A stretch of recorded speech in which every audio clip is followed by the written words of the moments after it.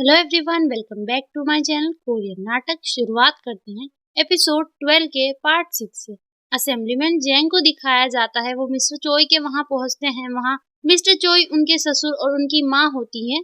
असेंबलीमैन वहां पहुंचते हैं, मिस्टर चोई खड़े हो जाते हैं और कहते हैं कि ब्रदर इन लॉ आप आ गए, बैठिए ना प्लीज। वहीं असेंबलीमैन जेंग कहते हैं कि किसी का घर जो है आग में जल रहा है और यहाँ पे पार्टी की जा रही है। चेयरमैन चोई के ससुर कहते हैं पार्टी कि हाँ ये पार्टी है, पर लगता है आपको पता नहीं ये पार्टी किसके लिए है। तभी चेयरमैन चोई की माँ कहती है कि ऑफ कोर्स ये पार्टी किसके लिए होगी, असेंबलीमैन जेंग ये आपके लिए है।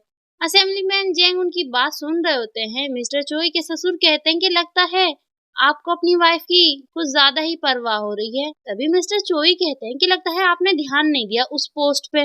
असेंबलीमैन जेंग कहते हैं कि क्या। चेयरमैन चोई कहते हैं कि आपको जानबूझकर उस मैच से बाहर रखा गया है और जैसा हमने प्लान किया है आप जो है इससे आपको फायदा ही होगा, आप और भी टॉप पर जाने वाले हैं। तभी चेयरमैन चोई के ससुर कहते हैं कि असेंबलीमैन जेंग अगर आप चोई हो जिनको साइड कर देंगे तो ये हम सबके लिए विन विन सिचुएशन होगी। चेयरमैन चोई ये सुनकर हंसने लगते हैं। असेंबलीमैन कुछ जवाब नहीं देते पर वो मुस्कुराते हैं।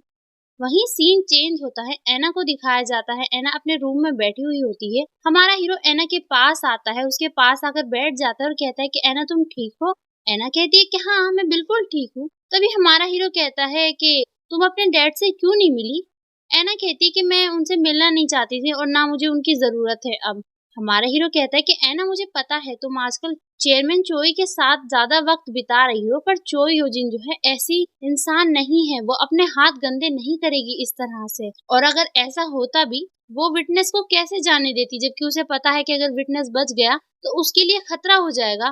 तभी एना कहती कि नहीं ऐसी बात नहीं है और वो हमारे हीरो से कहती कि तुम किसकी साइड हो, चोई योजिन की या मेरी। हमारा हीरो कहता है कि तुम्हारा मतलब क्या है।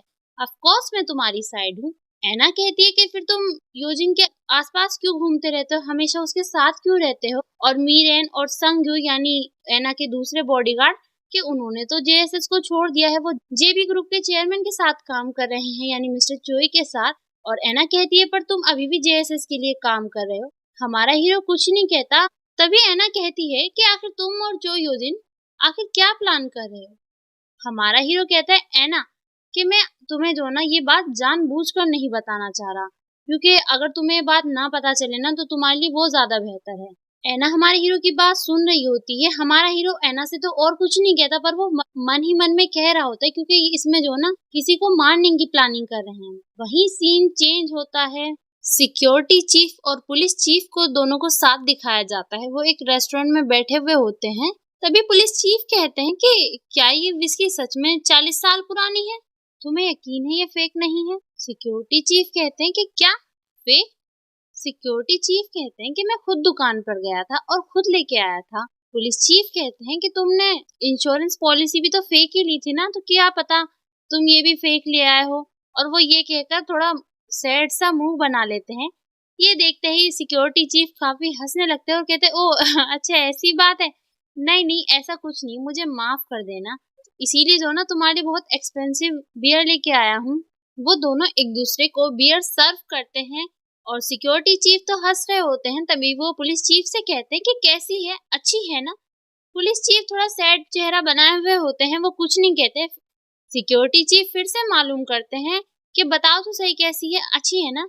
और तभी पुलिस चीफ कहते हैं कि ठीक है। सिक्योरिटी चीफ कहते हैं कि अमेजिंग है ना बहुत ही। पुलिस चीफ भी हंसने लगते हैं, वो कहते हैं कि हाँ बिल्कुल अमेजिंग है। और वो दोनों हंसने लगते हैं, एक दूसरे को बियर सर्व करते हैं। तभी पुलिस चीफ कहते हैं कि आप यहाँ पे इंफॉर्मेशन लेने आए हैं ना मुझसे चोई योजिन के बारे में। सिक्योरिटी चीफ कहते हैं कि नहीं नहीं ऐसा नहीं है।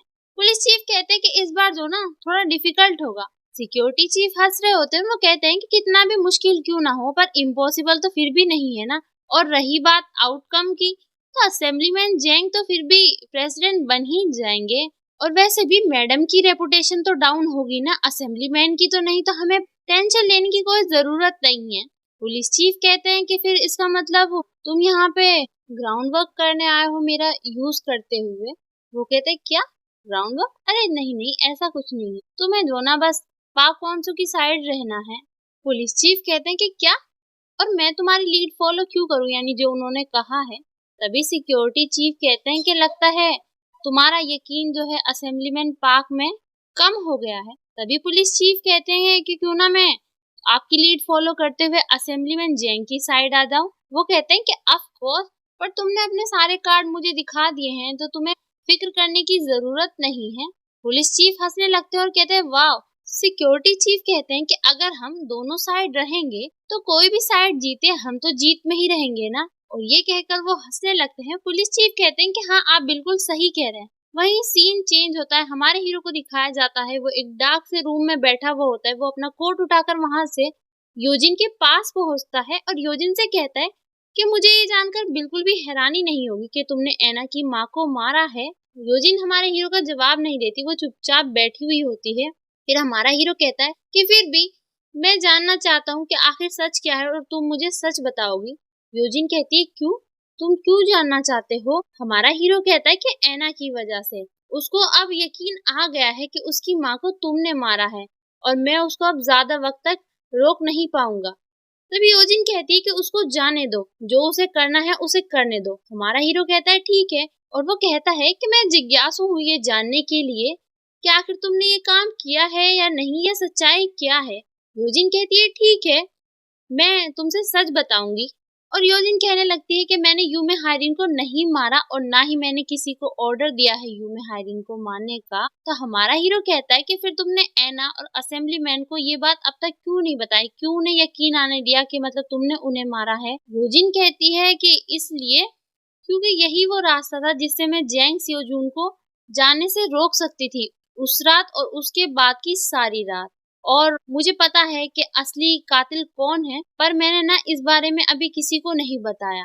फिर योजिन कहती है कि अगर तुम और किसी चीज के लिए जिज्ञासु हो तो तुम जाके खुद मिरर से मालूम कर सकते हो। मिरर को मेरे बारे में सब पता है और मैंने तुम्हारी इंफॉर्मेशन जो है मिरर में डाल दी है, तो मेरे अलावा जो ना तुम्हारे पास मिरर की पावर है अब। ये सुनकर हमारा हीरो हैरान होता है। योजिन कहती है कि अब मैं क्या कर सकती हूँ, अब मुझे पुलिस स्टेशन जाना होगा और इन्वेस्टिगेशन को फेस करना होगा कॉन्फिडेंस के साथ। और मुझे नहीं पता कि मेरे दुश्मन जो है इस टाइम पर क्या कर रहे हैं, ये क्या प्लानिंग कर रहे हैं। तो मुझे कोई ना कोई तो चाहिए जो मिरर को एक्सेस कर सके। हमारा हीरो कहता है कि मैं ही क्यों, इतने सारे लोगों में से। यूजिन कहती है कि तुमने मुझ पर यकीन किया था और वो ईमेल डिलीट कर दिया था, और जबकि वो तुम्हारी लाइफ लाइन था कि मतलब अगर मैं चाहती तो उसके बाद तुम्हें मार भी सकती थी। तो ऐसे ही मिरर जो है मेरे लिए है और मेरे लिए मिरर में और अपनी लाइफ में कोई ज्यादा डिफरेंस नहीं है, तो मैं तुम पर ट्रस्ट कर रही हूँ। हमारा हीरो ये बातें काफी ध्यान से सुन रहा होता है योजिन की। योजिन और हमारा हीरो एक दूसरे को देख रहे होते हैं। तभी दरवाजा खुलता है, मिस्टर चोई आते हैं और वो कहते हैं ओ नो, मैं फिर से दरवाजा नॉक करना भूल गया, मुझे माफ कर देना। योजिन काफी अलग मूड में होती हैं, तो मिस्टर चोई हंसने लगते हैं और कहते हैं कि आखिर ये हवा में क्या चल रहा है, यहाँ पे कुछ ना कुछ तो अलग बात चल रही है। तभी योजिन हमारे हीरो से कहती है कि तुम जा सकते हो। हमारा हीरो वहां से जाने लगता है, पर वो मिस्टर चोई की तरफ रुककर देखता है। तभी मिस्टर चोई योजिन के करीब आते हैं और कहते हैं कि मैंने सुना है तुम्हारी तबीयत अब अच्छी हो गई। योजिन कहती है संगबून, मैं काफी निराश हुई तुम्हारे राइटिंग स्किल देखकर। मिस्टर चोई हंसने लगते हैं और वो कहते हैं कि ये तुम क्या बात कर रही हो, मुझे तो अपनी राइटिंग के लिए अवार्ड्स भी मिले हैं। योजिन कहती है कि तुम्हें कुछ ऐसा नहीं करना चाहिए जिससे तुम्हें बाद में पछतावा हो, और अगर तुमने ऐसा किया ना तो मैं जो ना कंपनी को भी डिस्ट्रॉय कर दूंगी। तभी मिस्टर चोई कहते हैं कि तुम जो ना मुझे जेएसएस दे दो। वो कहते हैं नहीं नहीं, तुम एक काम करो, तुम जेएसएस अपने पास रख लो, मुझे सिर्फ क्लाउड9 दे दो। तभी योजिन कहती है संगबून, मैं आजकल सोच रही थी कि पापा ने मुझे जेएसएस क्यों दी और तुम्हें नेक्स्ट चेयरमैन क्यों बनाया।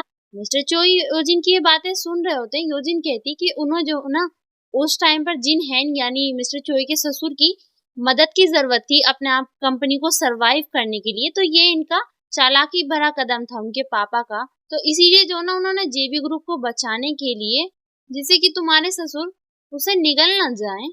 मिस्टर चोई योजिन की बातें सुन रहे होते हैं। योजिन उनसे कहती है कि तुम्हें क्या लगता है तुम्हारे लालची ससुर जिसकी आंखें जो हैं जेबी ग्रुप पर हैं, वो क्लाउड9 को हथियाना नहीं चाहेगा।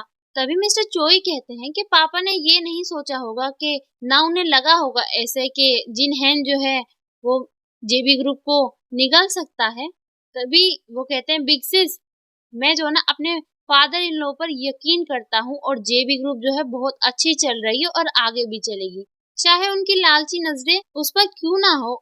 और वैसे भी मैं अपनी कंपनी को संभाल रहा हूँ, ये तो मैं क्लाउड9 के चक्कर में लगा हूँ, वरना अब तक के शायद वो निकल जाते, वो ऐसा नहीं कर सकते। तभी योजिन कहती कि ये तो अच्छी बात है कि तुम अपनी माँ पर नहीं गए। ये सुनकर चेयरमैन चोई हंसने लगते हैं और वो कहते चलो ठीक है, तुम जो ना जेबी ग्रुप की जो छोटी मोटी कंपनियां हैं वो ले लो, वो तुम्हारी होंगी। तो योजिन कहती कि वाह, मेरे तो ये सुनकर आंखों में आंसू आ गए। चेयरमैन चोई कहते हैं कि आखिरकार यही तो परिवार होता है, और वैसे भी अब तुम्हारे पास ज्यादा टाइम नहीं है और तुम चाहो या ना चाहो तुम्हें इन्वेस्टिगेशन के लिए तो जाना ही होगा, और शायद तुम्हें यूमे हायरिन के मौत के इल्जाम में अंदर भी कर सकते हैं। ये सुनकर योजिन को गुस्सा आ जाता है। मिस्टर चोई हंसने लगते हैं। योजिन उनकी तरफ देख रही होती है। वहीं सीन चेंज होता है, हमारे हीरो को दिखाया जाता है। वो क्लाउड9 पहुंचता है, वो अपने हाथ वहां पे टच करता है तो दरवाजा खुल जाता है मिरर का। हमारा हीरो अंदर जाता है, कुर्सी पर बैठता है और मिरर से कहता है, मिरर तुम्हें पता है मैं कौन हूँ? मिरर कहती है कि हाँ मुझे पता है, आप एजेंट जी हाँ हैं। हमारा हीरो कहता है ठीक है, और क्या तुम मेरे सभी सवालों के जवाब दोगी? मिरर कहती कि हाँ, आपके पास सारी अथॉरिटी है, मुझे एक्सेस कर सकते हैं आप। हमारा हीरो कहता है कि क्या कोई ऐसी लिमिट है यहाँ पर जो मैं एक्सेस नहीं कर सकता? मिरर कहती है कि नहीं सर, ऐसा कुछ नहीं है। हमारा हीरो कहता है कि मैं जो चाहूँ तुमसे मालूम कर सकता हूँ। मिरर कहती है कि हाँ बिल्कुल सर। तभी हमारा हीरो कहता है कि इसमें चोई योजिन के बारे में भी मैं तुमसे कुछ भी मालूम कर सकता हूँ। मिरर फिर कहती है कि यस सर। वहीं सीन चेंज होता है। असेंबलीमैन जेंग योजिन के रूम में आते हैं और वो योजिन से कहते हैं कि आखिर तुमने इतनी सुबह सुबह मुझे क्यों बुलाया? योजिन कहती है कि हमें पुलिस स्टेशन तो जाना ही है, तो मैं सोच रही थी हम दोनों साथ जाएं। असेंबलीमैन जेंग कहते हैं कि हाँ जाना तो है ही, और योजिन कहती है कि मैं चाहती हूँ तुम मेरे साथ में खड़े हो वहाँ पे। असेंबलीमैन हंसने लगते हैं और कहते हैं क्या तुम्हें मेरे सपोर्ट की जरूरत है? तुम कहो तो मैं कुछ अपने बॉडीगार्ड भेज दूं तुम्हारे साथ। योजिन कुछ नहीं कहती। वहीं सीन चेंज होता है। योजिन की कार पुलिस स्टेशन के सामने पहुंचती है। वहां पे असेंबलीमैन और योजिन उतरते हैं। वहां पे मीडिया काफी सारी आई हुई होती है। मीडिया योजिन से सवाल करने लगती है जैसे ही योजिन उतरती है कि मैम प्लीज कुछ कहिए, प्लीज कुछ कहिए। तभी योजिन कहती है कि इस देश के वासी और रिपोर्टर्स और ये न्यूज ऐना देख रही होती है। तभी योजिन कहती है कि मुझे माफ कर दीजिए, मैंने आप सबसे सच छुपाया, ये सब मैंने अपनी वजह से किया। और वहीं हमारा हीरो भी ये न्यूज देख रहा होता है और असेंबलीमैन पार्क को दिखाया जाता है, वो भी खुश हो रहे होते हैं और ये न्यूज देख रहे होते हैं। योजिन कहती है कि ऐना जो है मेरी सगी बेटी है, और ये सुनकर न्यूज रिपोर्टर्स में खलबली मच जाती है। और योजिन कहती है कि ऐना जो है वो मेरे लिए मेरी बेटी जैसी है। वहीं रिपोर्टर्स आगे बढ़ रहे होते हैं। ये सुनकर असेंबलीमैन जो है अपनी आंखें बंद कर लेते हैं। योजिन की आंखों में आंसू होते हैं और कहती है कि ऐना जो है मेरी सगी बेटी है, क्योंकि उसका संबंध जो है मेरे हस्बैंड से है, वो मेरे हस्बैंड की सगी औलाद है।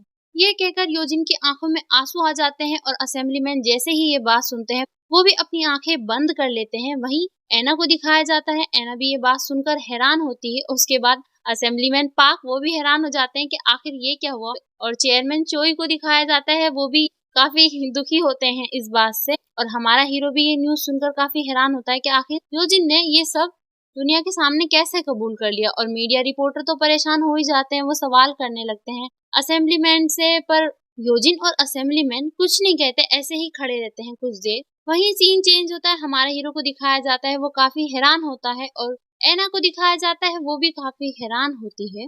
यहीं पे ये एपिसोड समाप्त होता है। वीडियो पसंद आए सब्सक्राइब, लाइक, शेयर, कमेंट जरूर करिएगा। अगले एपिसोड के साथ जल्दी मिलेंगे, तब तक के लिए bye. Thank you so much.